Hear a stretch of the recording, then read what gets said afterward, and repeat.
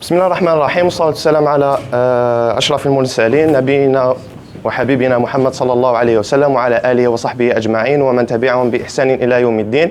Salam alaikum. Aujourd'hui, on va présenter ce mini-projet dans le module mécanique des structures concernant les ponts suspendus et le pont Est Grand Belt Danemark, connu par le nom de pont de Storebælt. Les ponts suspendus concernant le premier chapitre qu'on a entamé dans le cours de mécanique des structures, l'élément câble, dans le but d'améliorer les compétences de la recherche essentielle pour l'ingénieur. Donc, dans le mini-projet, on a approfondi beaucoup de notions. On a appliqué, avec Madame Messoudi, l'élément chapitre 1, l'élément câble, on a appliqué la théorie sur un exemple, on a posé une problématique et étudié le câble porteur du pont Grand Belt. Un grand merci à l'encadreur Madame Messoudi dans ce mini-projet.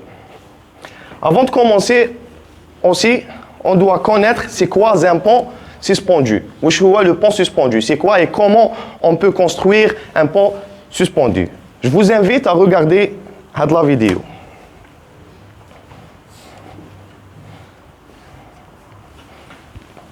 Le pont suspendu est constitué des pylônes, des blocs d'ancrage, des câbles porteurs avec des suspens et bien sûr le tablier.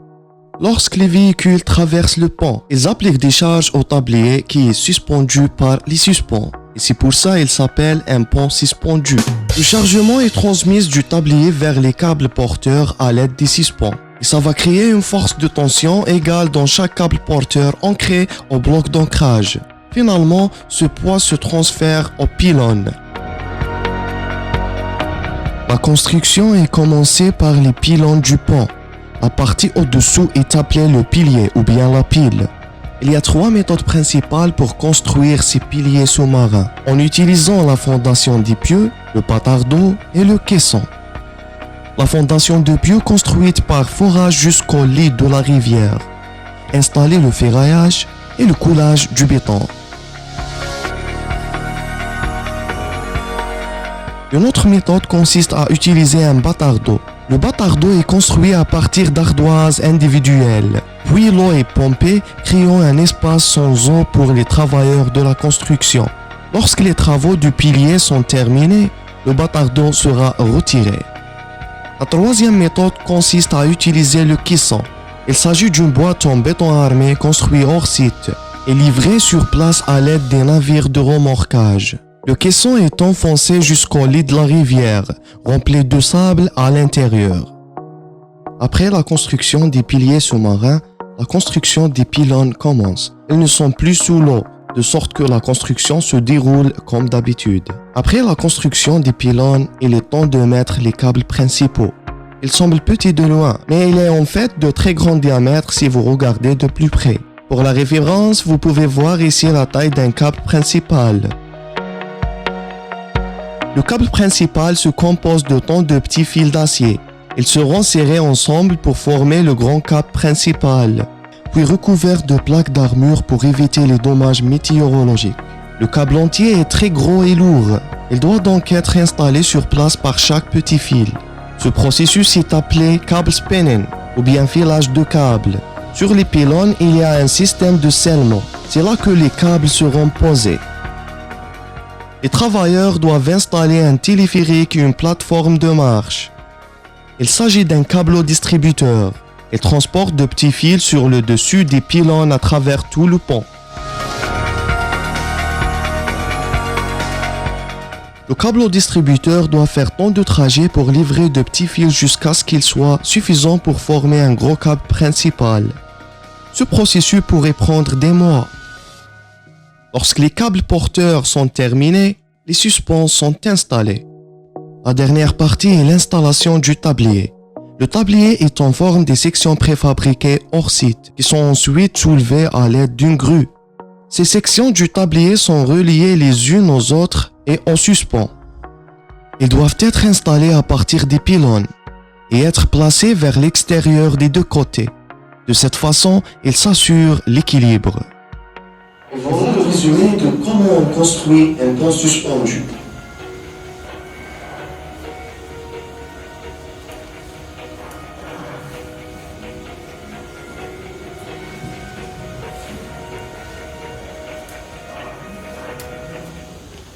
C'est le résumé de comment on peut construire un pont suspendu. On va utiliser les notions qu'on a vues déjà pour l'explication et faciliter l'explication sur notre pont, notre mini-projet, le pont de Storbelt. Historique avec mon collègue Munchir. D'abord, si on parlait sur l'historique de ce pont, le Danemark est constitué d'une presqu'île et d'une scission des îles. De dimensions variables, elle partage sa seule frontière terrestre avec l'Allemagne au sud, comme on suit ici. Elle partage sa seule frontière terrestre avec l'Allemagne. Le pays compte 7400 km de côtes. Le détroit de Grand Belt entre Fioni et Zélande, avec une largeur de 18 km, a posé un problème de transport. Une ligne pour les navires de transit a été le moyen de transport au VIe siècle. Mais cette ligne était toujours interrompue par des tempêtes de neige hivernales. Donc une liaison pour remplacer les ferries est devenue la source de débats pendant plusieurs décennies. Jusqu'en 1987, date à laquelle le gouvernement danois a finalement approuvé une liaison fixe. En réalité, cette liaison, ce projet, la liaison entre Fioni et Zélande, ça, le Grand Belt, le détroit, la liaison est ici. Il y a ici, au milieu, une petite île, un îlot qui s'appelle Sprogo. On va voir dans les prochains diapos. En réalité, cette liaison entre le Danemark, qui est une presqu'île avec une seule frontière terrestre avec l'Allemand, et Copenhague, la capitale Copenhague, est dans l'île Zélande. Donc, une liaison fixe qui accorde ou bien qui liait la capitale Copenhague avec le reste de Danemark et le reste d'Europe était un sujet de débat depuis les années 1850. Après, plusieurs suggestions et plusieurs propositions ont été posées jusqu'au 1934. Les premiers plans des ponts, il y a deux ponts, il y a un pont dans la partie ouest et un pont dans la partie est.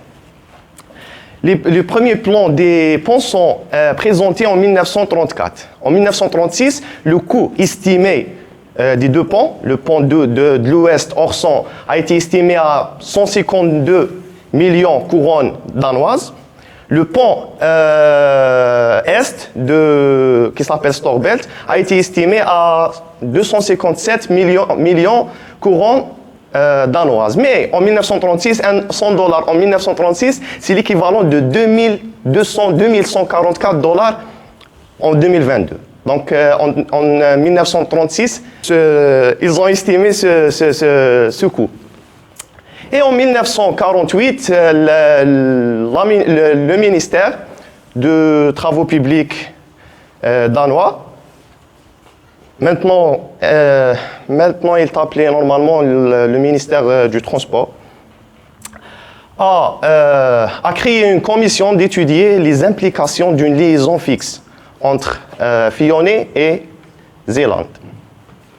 Et en 1973, une loi a été promulguée concernant la construction, mais elle a été suspendue en 1978 à cause d'un parti libéral danois qui s'appelle Venstre.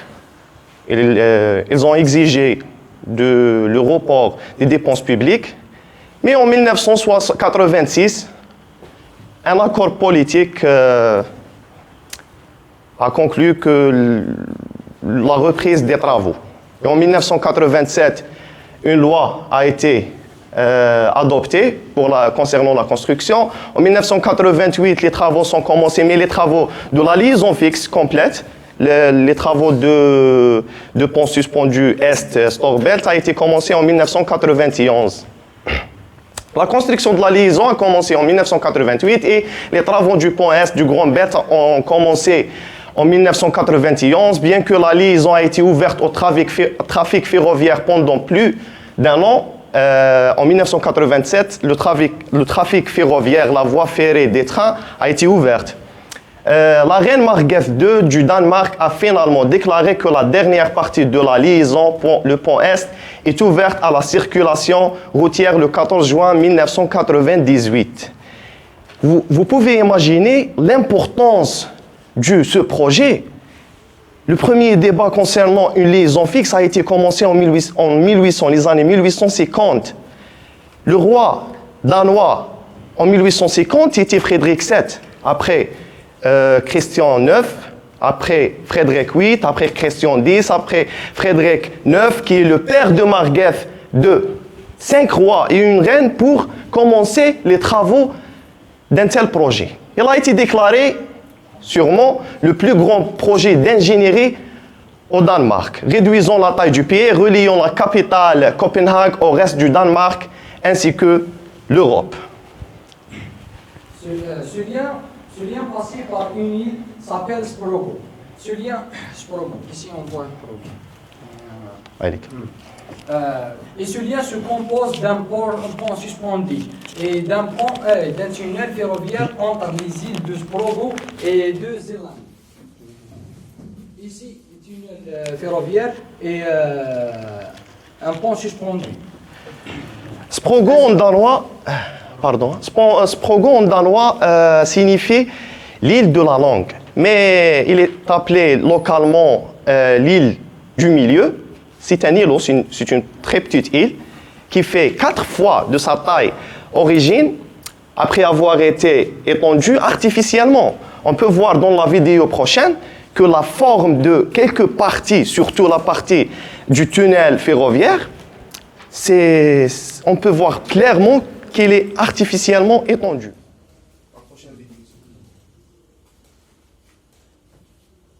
Ça, c'est une photo dans la phase de réalisation du pont suspendu. On peut voir la vidéo dans la région d'implantation.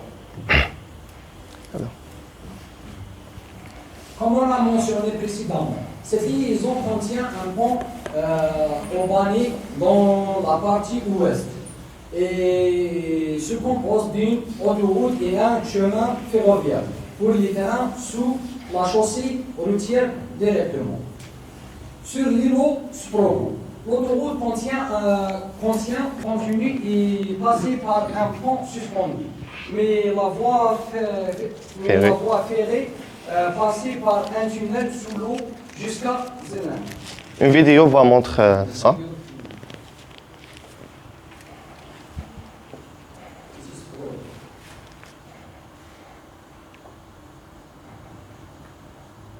On peut voir la forme artificielle ici. C'est le passage, le tunnel de chemin de fer. On a le pont Est de Storbelt. Prochaine diapo, s'il vous plaît. Ça, une vue en long montre le passage sous l'eau de la voie ferrée. Prochaine diapo, s'il vous plaît. La géométrie détaillée. La conception a été faite par une entreprise internationale menée par une collaboration en réalité entre COWI et les architectes danois de l'entreprise Dissing and Wetling, créée par Otto Wetling et Hans Dissing. En réalité, il y a un troisième créateur de cette entreprise, s'appelle Arne Jacobsen. Je ne sais pas pourquoi son nom est éliminé. Ils ont fourni toutes les contributions esthétiques à la conception. L'importance du pont. En attendant l'importance du pont, le Grand Belt est une route maritime international et donc soumise à un grand volume de trafic maritime. Environ 20 000 navires par an. Et une étude a été réalisée sur les collisions théoriques de navires ainsi que sur des simulations des conditions de navigation réelles. Ces études ont indiqué que le trafic principal devrait dépasser 1,5 km. Effectivement, et le 30 octobre 2010, le célèbre paquebot Allure of the Seas a passé sous la travée principale du pont Est. Une vidéo va montrer ça.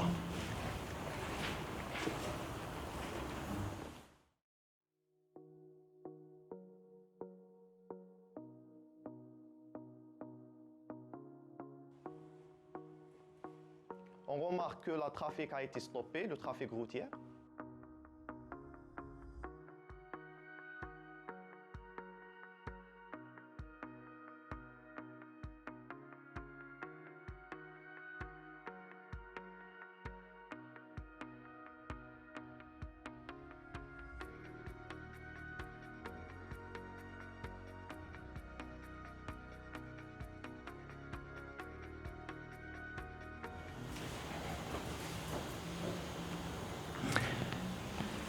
L'importance du trafic et les charges signifient qu'un pont suspendu était la seule solution réaliste pour répondre aux exigences de la travée principale. En optimisant la conception, une travée principale de 1624 mètres avec deux travées latérales de 535 mètres transporte une autoroute à 4 voies et des voies d'urgence a finalement été sélectionnée. La hauteur des pylônes du pont est de 254 mètres, plus 20 mètres sous l'eau, bien sûr, des piliers. Les dimensions finales du pont peuvent être vues dans la figure numéro 8. La distance aussi, pour mentionner la distance libre ou bien la distance entre la surface du mer et le tablier, c'est entre 65 à 70 mètres.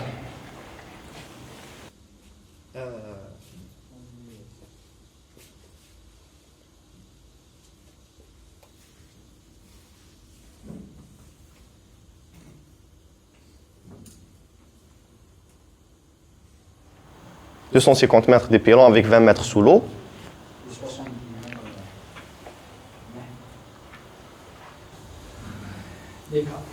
Les câbles porteurs sont en fil parallèle de 5,38 mm de diamètre, avec une résistance à la rupture de 1570 mégapascales. La longueur de chaque câble porteur est autour de 3000 mètres. Exactement 3079 mètres, avec un diamètre de 82 cm. Chaque câble porteur est constitué de 37 câbles élémentaires. Et ce câble élémentaire est construit de 504 fils. Chaque 24 mètres, les câbles est lié par un mât. Donc les câbles porteurs sont constitués des petits fils. Bon.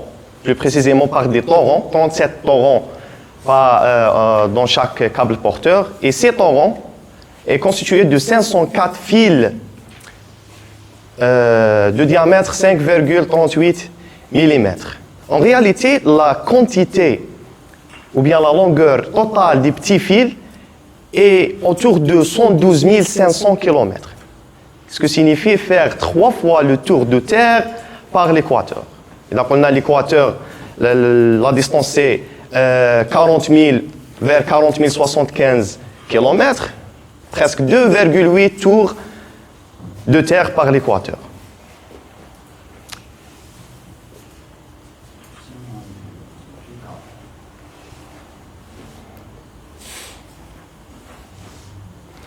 C'est 82 cm et 3000 mètres la longueur totale des câbles porteurs. Les fondations. Le principal défi géotechnique était la taille du projet, qui a dépassé l'expérience normale et le code de pratique. Des problèmes à considérer étant la stabilité du bloc d'ancrage et l'impact des navires sur les pilons. Près du canal de navigation qui est très fréquente. Effectivement, on a mentionné que la profondeur d'eau autour des pylônes est de 20 mètres, avec des pylônes qui sont de hauteur de 254. Une base avec une longueur de 78 mètres et une largeur de 35 mètres. Le caisson, on a mentionné, on a vu dans la vidéo, la première vidéo, comment peut-on construire un pont suspendu, qu'il y a 3 méthodes pour construire le pilier ou bien la pile. On a vu les fondations en pieux, on a vu le bâtard d'eau et on a vu le caisson. Voilà. Le caisson, ici on a utilisé un caisson. Le caisson cellulaire pour pylône de 78 mètres de longueur et 35 mètres de largeur, avec une hauteur de 20 mètres, pesant 30 000 tonnes. Je vais aller à des 30 000 tonnes. En avril 1993, les deux caissons préfabriqués ont été remorqués sur une distance d'environ 55 km jusqu'au site du pont. Bien sûr, les coins du caisson sont arrondis. C'est pas maïch, zawiya, qa'ima. Ils sont arrondis. La cause, c'est pour minimiser la traînée d'eau, pour éviter la perte de la matière. Les blocs d'ancrage, il a fallu creuser jusqu'à 22 mètres sous le niveau de mer pour construire une fondation de gravée en forme de coin qui pouvait faire face à la charge horizontale importante qui est appliquée par les câbles sur les blocs d'ancrage. Ça, c'est pour créer un crapotage ou haute adhérence pour ne glisse pas le bloc d'ancrage. Chaque bloc d'ancrage a une base rectangulaire avec longueur de 121,5 mètres et une largeur de 54,5 mètres. Cette base est divisée en 3 parties, une plaquette avant. Ici, on voit une plaquette avant de 41,7 mètres et une partie centrale de 39,1 mètres et une plaquette arrière de 40,7 mètres. Seules les plaquettes avant et arrière sont en contact avec les sols porteurs. Voilà, ils ont construit à partir des caissons préfabriqués. En octobre 1993, oui. On fait comme je fais à la 30 000 tonnes. Les pylônes, le caisson du pylône pesant 30 000 tonnes, les caissons des blocs d'ancrage pesant 36 000 tonnes. 6 000 tonnes de plus. Pour voir l'importance des blocs d'ancrage. Et puisqu'une charge horizontale importante est appliquée sur les blocs d'ancrage des câbles, les blocs d'ancrage conçus pour supporter 600 000 kN. C'est un chiffre énorme. Voilà une vidéo qui montre le remorquage des caissons par des bateaux, ou des barges.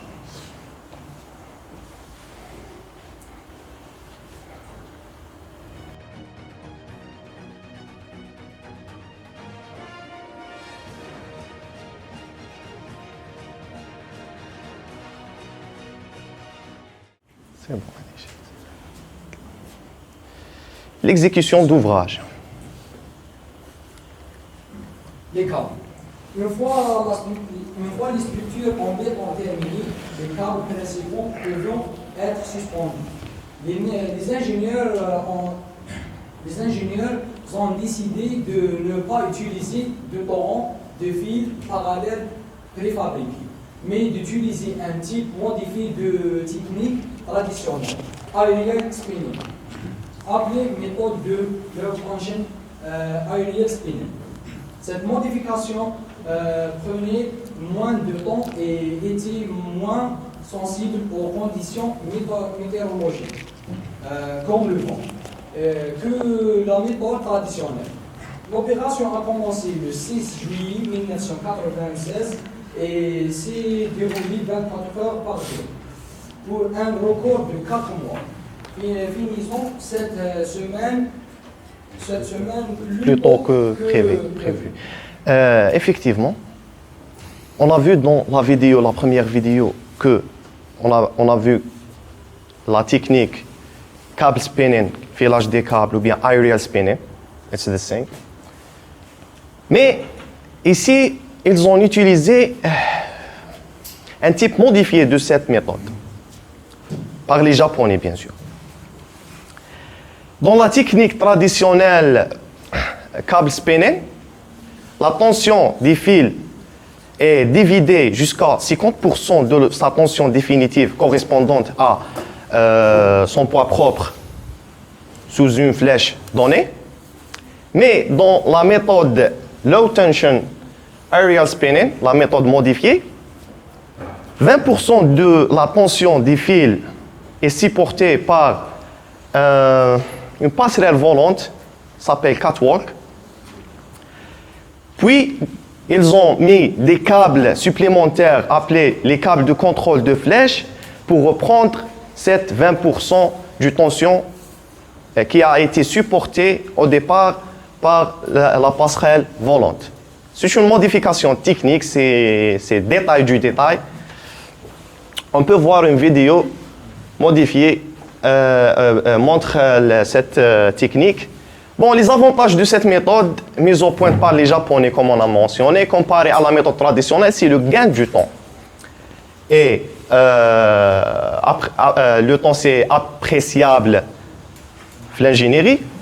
Aussi, moins de dispersion dans la tension individuelle des fils d'un câble élémentaire dû à l'utilisation des câbles de contrôle de flèche, avec une meilleure qualité de câblage, bien sûr, etc. Les câbles principaux ont été construits à l'aide d'un procédé connu sous le nom de câble spinning ou bien filage des câbles. Le câbleau distributeur a travaillé 24 sur 24. Il a nécessité plus de 9000 déplacements de haut en bas du pont. Les câbles ont été achevés en 4 mois seulement.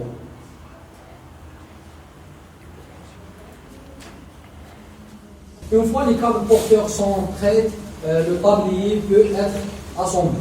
56 sections de caisson qui composent le tablier. Il est fabriqué en Italie, transporté vers Danemark par les barges. Chaque section est de 48 mètres de longueur, pesant 500 tonnes par 550. 550 tonnes par section. Once the cables were completed, the deck could be assembled. The box sections that make up the deck were lifted up from barges using 2 cranes supported on the main cables. There were 56 standard sections, prefabricated in Italy and brought to Denmark on ships. Each of them was 48 meters long and weighed 550 tons. On va voir une chose très intéressante là, concernant la résistance en torsion.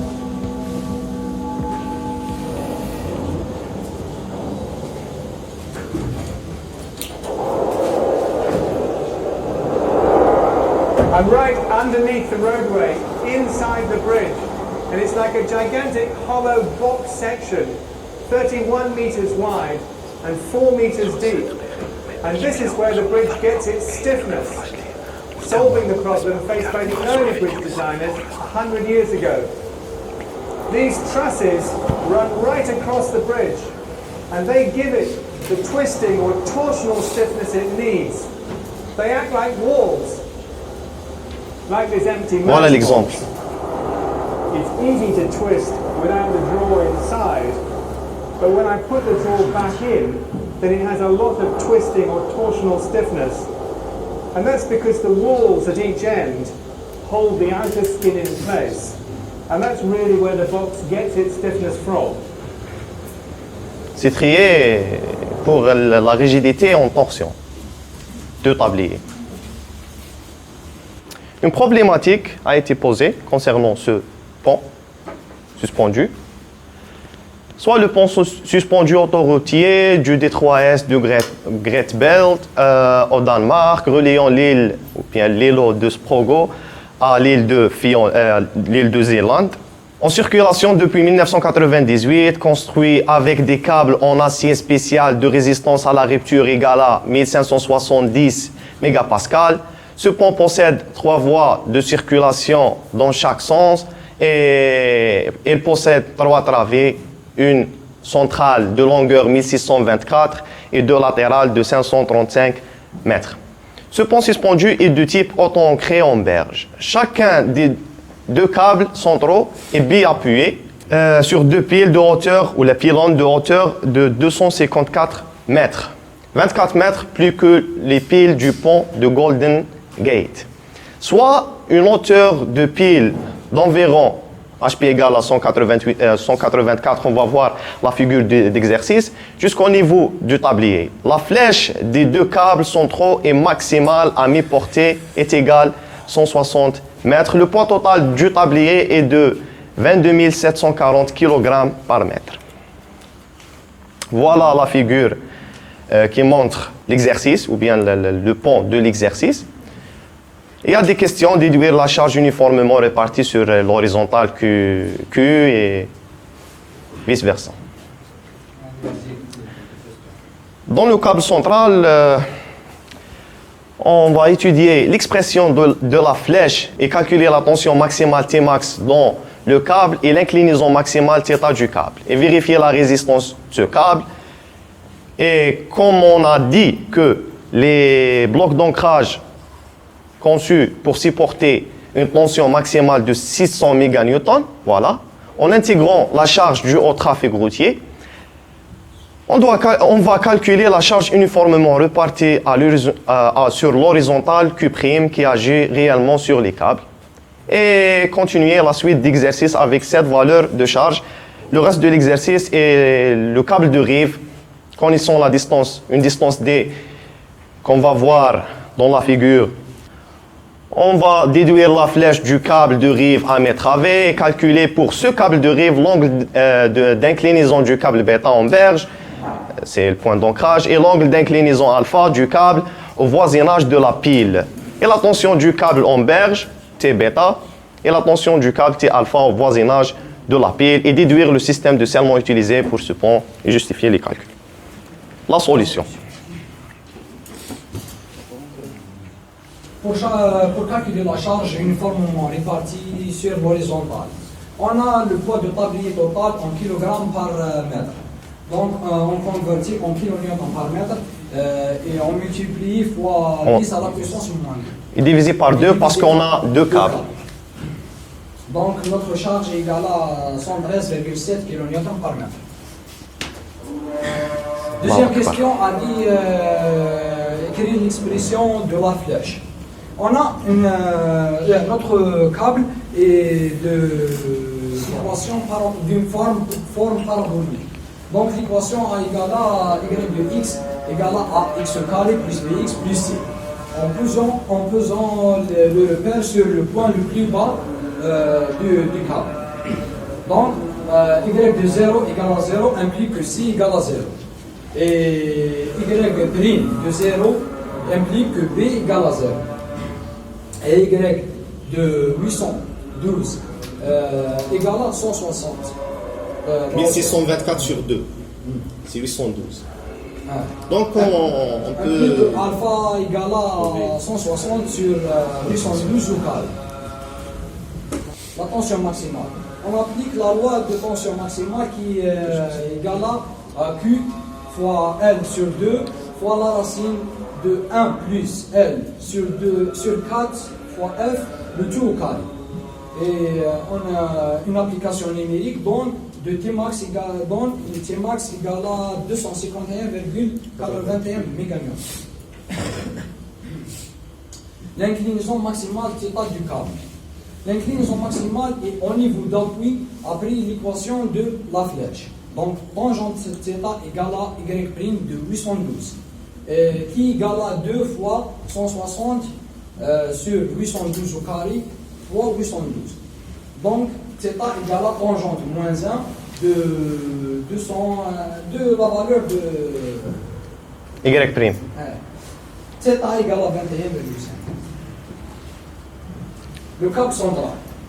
La vérification de résistance du câble. Il faut connaître cause par la tension du câble. Être inférieur à la contrainte ultime. La contrainte causée par la tension du câble est inférieure à la contrainte ultime.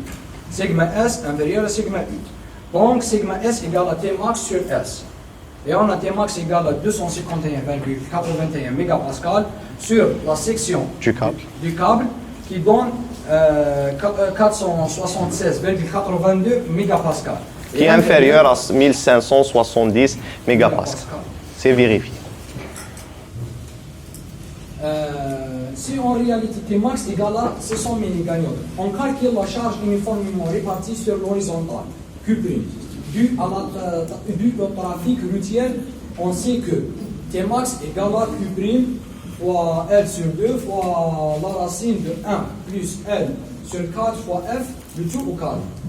En une application numérique, et on a Q' égale à 270,91 kN par mètre. Déduire la flèche de câble de riz à métrage. Donc les câbles de riz. Par une équation de compatibilité. Le théorème de Thales. On a la distance ici égale à D égale à 38 mètres. Et on a F plus D sur HP égale à 184 mètres égale à L prime sur L prime sur 2. L prime sur 2 sur L prime. Qui est donc F égale à HP sur 2 moins D. Application numérique donne que la flèche à métravé égale à 54 mètres. Du câble de rive, bien sûr. L'équation du câble de rive. On a y de x égale, on a une forme parabolique y de x égale à ax au carré plus bx plus c. On peut Posons le repère. On peut poser le repère sur le point plus bas, c'est-à-dire le point d'ancrage. On a y' de 0 égale à 0, implique que c égale à 0. Et y' de x égale à x au carré plus bx. On prend deux équations.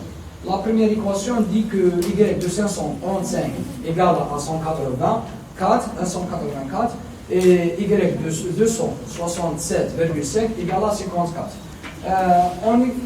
On résout Les deux équations.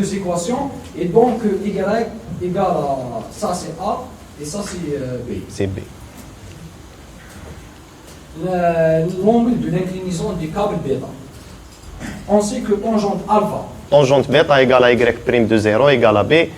Et ça c'est bêta, 3,42. Et l'angle d'inclinaison de câble alpha, c'est... Oui. Égale à 32,13. Le tangent moins 1 de la tangente, l'équation de la tangente y' donne alpha égale à 32,13. Calcul de tension minimale H.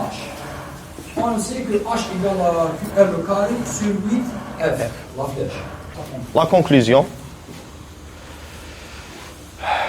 Dans ce mini-projet, on a appris la recherche qui est un outil très nécessaire. البحث هي مهارة ماشي عندك جوجل خلاص عندك كلش mais il faut avoir une discipline de recherche, une vérification. ربي يقول فتبينوا donc ماشي دائما راح تلقى les vraies informations donc il faut chercher dans les sites fiables dans SearchGate, dans Google Scholar, c'est pas Google déjà. Aussi, l'ingénieur doit avoir sa culture, sa propre culture.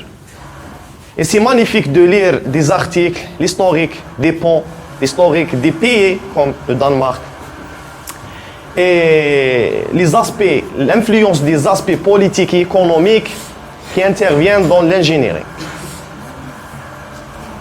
La première loi, la première loi a été promulguée en 1973, mais elle a été suspendue en 1978 à cause d'un parti libéral qui s'appelle Venstre, qui a exigé le report des dépenses publiques. Donc, peut-être, et ماشي غير هذه كاين plusieurs expériences يقول لك باللي انت comme un ingénieur على بالك باللي هذا هو الصح، mais il y a d'autres aspects qui interviennent اللي تبدل لك كل شيء. Donc il faut toujours adapter et avoir un plan A et un plan B, un plan C, etc.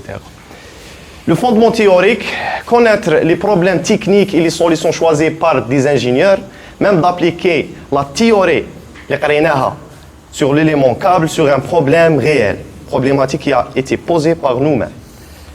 Et l'encadrement professionnel, l'importance de l'encadrement par une enseignante experte qui offre toute une bibliothèque et plusieurs références. Parce que Madame Moussaoudi, ou bien قدرنا نديروا هذا الميني projet. هادو des références qu'on a utilisées déjà.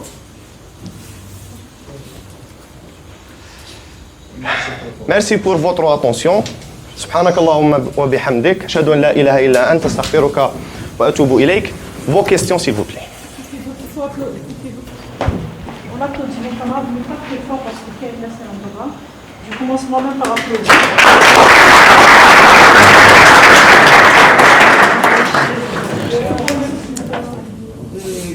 Tu as dit précédemment que lorsque le navire passe.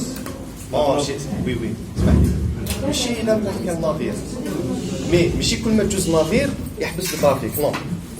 C'est le paquebot célèbre Allure of the Seas. C'est le deuxième plus grand paquebot au monde. Donc le passage تحت le paquebot وجدوا من قبل presque 3 mois من قبل avec des calculs etc. C'est un événement اللي استناوه بزاف. Un passage du deuxième plus grand paquebot Allure of the Seas sous la travée principale d'un pont اللي كان جديد. jamais جاز un pont jamais جاز navire بهذه l'importance sous l'eau. Donc pour des raisons de sécurité حبسوا le trafic. On sait jamais كاش ما يصير. C'est pour ça ماشي كل ما تجوز navire راح يحبسوا. بالنسبه لها مدام حاضرين بالعربيه Vous allez répondre à la question. La question.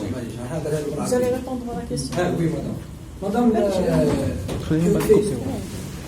كيف فيك نظير كيما كبير كيما الانجاز هذاك اللي شفناه هما كيحسبوا العائلات تاع البحر يعني النيفو دو كيحسبوا الامورات هذو كل بيتيو لو شوك مع الاخر ميم هو راح يخلق فيبراسيون في الماء راح يدير شويه يكون يقدر يخلق مشكل ولا شوك ولا يخلق في لي بيلون ولا ما ادريش شي صار اسمع لي هاي بيتيو حبسوا الطرافيك C'est une